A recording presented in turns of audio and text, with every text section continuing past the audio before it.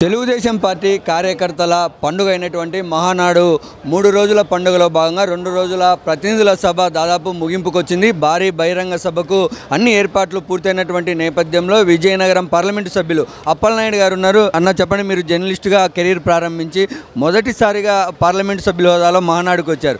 ఎలా ఉంది మహానాడుకు ఒక పార్లమెంటు సభ్యులుగా రావడం? చాలా ఆనందంగా ఉందండి.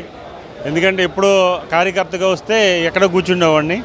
అక్కడి నుంచి ఈరోజు అంచెంచెలకి తీసుకొచ్చి బాబు గారు, లోకేష్ గారు మహానాడు వేదికను పంచారు.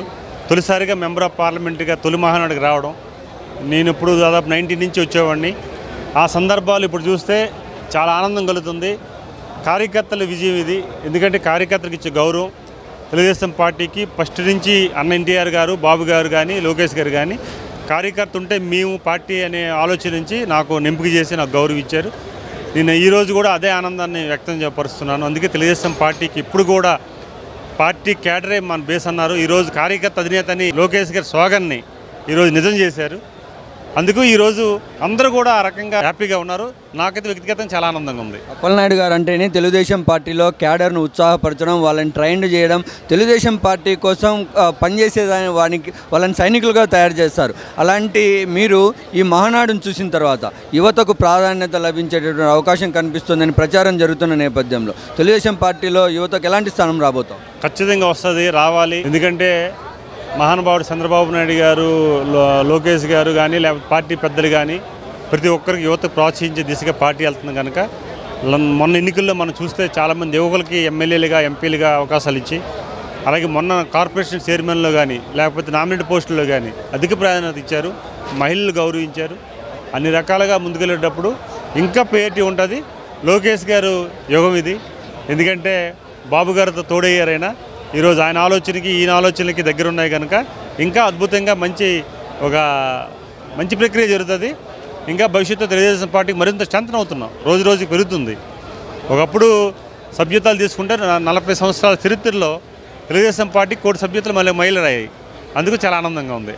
తెలుగుదేశం పార్టీలో ఈ పండుగ అయిపోయిన తర్వాత నారా లోకేష్ గారిని ఏ పదవిలో చూడబోతాం? ఆల్రెడీ మానసికంగా మాకు ఆ స్థానంలో ఉన్నాడు ఆయన. బాబు గారు నిర్ణయంతో వేరం ప్రకటించాలని ఎదురు చూస్తున్నాం. అప్పలనాయుడుగా నేనే కాదు, 1 కోటి మంది తెలుగుదేశం పార్టీ కుటుంబంతో పాటు ప్రజలు కూడా మరి వాళ్ళు అభిమానస్తులే కదా, వాళ్ళు కూడా ఎదురు చూస్తున్నారు. చూద్దాం. వైఎస్ఆర్ కాంగ్రెస్ పార్టీ ఒక ఆరోపణ చేస్తూ ఉంది. తెలుగుదేశం పార్టీ వాంటెడ్గా కడపలో మహానాడు పెట్టుకోవడంతో పాటు వైఎస్ రాజశేఖర రెడ్డి విగ్రహాలు కనపడకుండా ఈ తోరణాలు కట్టారన్నటువంటి ఆరోపణలపైన మీరేమంటారు? దుర్మార్గమైన మాట అది. వాళ్ళు ఆరోపిస్తే దుర్మార్గమైన మాట. తెలుగుదేశం పార్టీ చంద్రబాబు నాయుడు గారి స్కూల్ కానీ, లోకేష్ గారి స్కూల్ కానీ ఏంటంటే ఎవరినో కుమ్మితే మనం పెరిగిపోతామని కాదు. అర్థమైందా? ఎవరినో కప్పిస్తే మన ఫోటోలు బయటకు వస్తామని కాదు. ఇక్కడ ఒకటే ఒక లెక్క. తెలుగుదేశం పార్టీ సిద్ధాంతం ఏంటంటే ప్రజా ప్రయోజనాలు వ్యక్తుల ప్రయోజనం కంటే ప్రజా ప్రయోజనం ముఖ్యం అనుకున్న మనుషులు. మీరు ఇంకో మాట కూడా చెప్పాలి. తెలుగుదేశం పార్టీ మహానాడు జరుగుతుందంటే కలెక్టర్ దగ్గరికి వెళ్ళి మహానాడు జరగనీకంట అనుమతులు రద్దు చేయమని ఎవరు అడిగారు? అంటే ఎవరికి అసూయ ఉంది, ఎవరికి బాధ ఉంది? సో వాళ్ళు ఆత్మపరిశీలన చేసుకోవాలి. మాకు ఒక ముఖ్యమంత్రిగా చేశారు, వాళ్ళు విగ్రహాలు ఏర్పాటు చేసుకున్నారు, వారు బొమ్మ కనిపిస్తే మాకేం వస్తుంది? తెలుగుదేశం పార్టీకి ప్రయోజనం వస్తుందా? అది కాదు కదా. సరే, వాళ్ళు ఆరోపించారు లేదో మీరు చెప్పారు కనుక మీకు చెప్పిన విషయాలు నేను చెప్పాలా? ఖచ్చితంగా జరగవలసిన పని కూడా లేదు. ఇప్పుడు కూడా ట్రాఫిక్ ఇబ్బంది ఉంది, కొన్ని ఫ్లెక్సీలు కూడా తీయమని చెప్తే ఫ్లెక్సీలు కూడా స్వచ్ఛందంగా తీస్తున్నాం. ఎందుకంటే సిస్టాన్ని ఎవరు కూడా అధిగమించి తెలుగుదేశం పార్టీ కార్యకర్త నుంచి అధినాయకుడి వరకు కూడా ఉంటుంది. సహజంగా వాళ్ళు ఆ ఆలోచన చూచిన పార్టీ కనుక ఆ ఆలోచనతో వాళ్ళు ఉంటారనేది తెలియజేసుకుంటారు. తెలుగుదేశం పార్టీ తీర్మానాలలో ఉత్తరాంధ్ర కానీ, రాయలసీమకు కానీ డెవలప్మెంట్కి సంబంధించి ఏదైనా తీర్మానాలు చేయబోతా ఉంది? ఉమ్మడిగా ఆంధ్రప్రదేశ్లో అన్ని ప్రాంతాలు, అన్ని జిల్లాలు ఒకే రకంగా తీర్మానాలు జరుగుతాయి. ఒకే రకంగా అభివృద్ధి జరగాలని కోరిక. ఒక ప్రాంతం ప్రత్యేకంగా జరగాలి, ఇంకో ప్రాంతం జరగకూడదని ఉండదు తెలుగుదేశం పార్టీలో.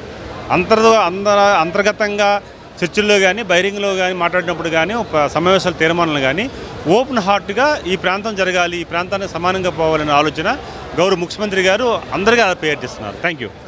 అగ్నికి వాయువు తోడన్నట్లు నారా చంద్రబాబు గారి నాయకత్వానికి లోకేష్ గారి నాయకత్వం తోడవబోతోంది. ఇక తెలుగుదేశం పార్టీ ప్రభంజనాన్ని ఆపడానికి ఎవరి తరం కాదని పార్లమెంటు సభ్యులు విజయనగరానికి చెందినటువంటి అప్పలనాయుడు చెప్తున్నారు. కెమెరా పర్సన్ అఖిల్తో శ్రీనాథ్ రెడ్డి, మహా ప్రాంగణం నుంచి.